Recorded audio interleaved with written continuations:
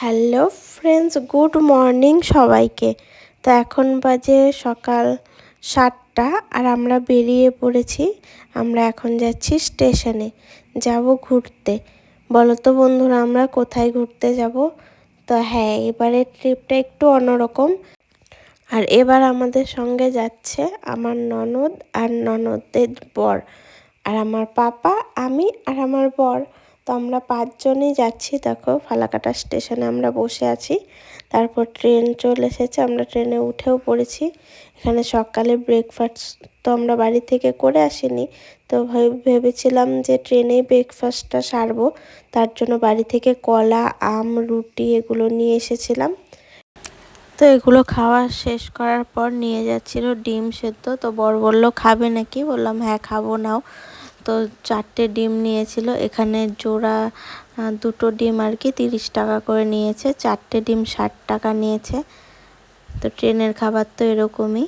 তারপর এদিকে দেখো আমার পাপাকেও একটু খাইয়ে দিল। আর তারপর চলে এসেছিলো ঝালমুড়ি, সেটাও একটু নিয়ে নিলাম। কিন্তু ঝালমুড়িটা খেতে একদমই টেস্ট হয়নি, কেমন যেন লাগছিল, তাই আমরা আর খাইনি। আর এদিকে বর তো বাড়ি থেকে লিচু নিয়ে এসেছিলো, তো সেগুলোই দেখছিলাম। আর ওগুলো আমরা খেয়েওছি। লিচুগুলো খুব ভালো ছিল, খুব সুন্দর কি মিষ্টি ছিল। অনেক কিছুই তো খেলাম। তো অনেক কিছুই খেতে খেতে প্রায় আমরা অনেকটা রাস্তায় চলে এসেছি। এখন এই যে ট্রেনটা দেখো স্লো করেছে, মানে বঙ্গাইগাঁও ঢুকছিল। তো বঙ্গাইগাঁওয়ে তোমাদের কার কার বাড়ি আছে বা কে কে বঙ্গাইগাঁওয়ে থাকো আমাকে কমেন্টে জানিও। আমারও মাসি থাকে বঙ্গাইগাঁওতে। তো আমি আগে একবার এসেছিলাম, তারপর আর আসা হয়নি। আর এদিকে দেখো, আমি এখন দেখাচ্ছিলাম যে আমাদের সিটটা কোথায় পড়েছে। তো আমাদের তো টিকিট ছিল সেকেন্ড এসিতে। তো এদিকে দেখো ট্রেনটা পুরো ফাঁকাই ছিল। লাস্টে তো যখন গুয়াহাটিতে আমরা পৌঁছেছি তখন তো প্রায় কেউই ছিল না, আমরাই ছিলাম শুধু। আর এদিকে দেখো আমার পাপা তোর পিসিমণি কোলে দুষ্টামি করছিল। তো আমরা তো প্রায় এসেই গেছি। এটা বলো তো কোন নদী? হ্যাঁ, এটা ব্রহ্মপুত্র নদী। তো কে কে চেনো বা কে কে গিয়েছো আমাকে কিন্তু কমেন্টে অবশ্যই জানাবে। আমি কিন্তু এটা ফার্স্ট টাইম যাচ্ছি। আমি এদিকে বঙ্গাইগাঁও পর্যন্ত এসেছি, তো এদিকে ফার্স্ট টাইম যাচ্ছি ঘুরতে। মানে ওই সাইডে অনেকবার গিয়েছি, কিন্তু গুয়াহাটির সাইডে ঘুরতে যাওয়া হয়নি। তো দেখো জায়গাটা তো খুবই সুন্দর।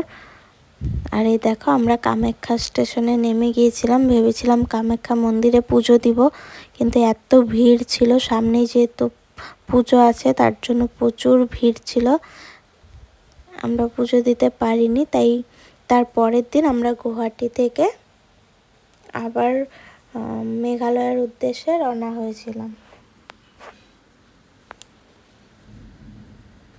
তো আমরা কামাখ্যাতে রুম নিয়ে ফ্রেশ হয়ে তারপর আবার চলে গিয়েছিলাম কামাখ্যা মন্দিরে।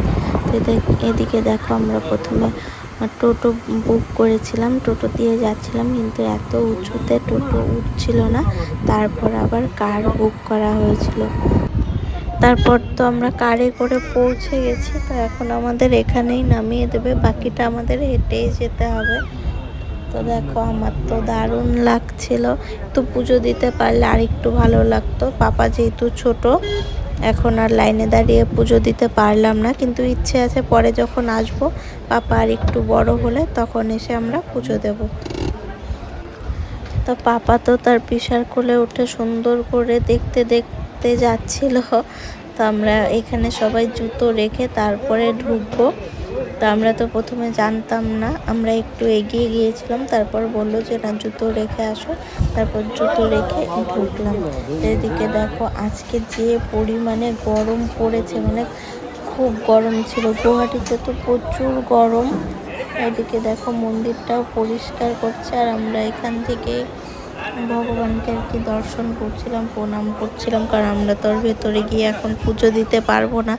আর এখানে দেখো যারা মানসিকের পায়রা ছাড়ে, সেই পায়রা, কতগুলো পায়রা দেখো কি সুন্দরভাবে বসে আছে। আর এখানে সবাই প্রণাম করছিল, তো আমরাও করেছিলাম। তো মন্দির থেকে এসে তো আমরা ফ্রেশ হয়ে এদিকে দেখো সবাই মুড়ি মাখিয়ে খাচ্ছি। তো আজকের ভিডিওটা এই পর্যন্তই। তোমাদের কেমন লাগলো কমেন্টে অবশ্যই জানিও। আর ডে 2 ভিডিও আসছে নেক্সট পার্টে।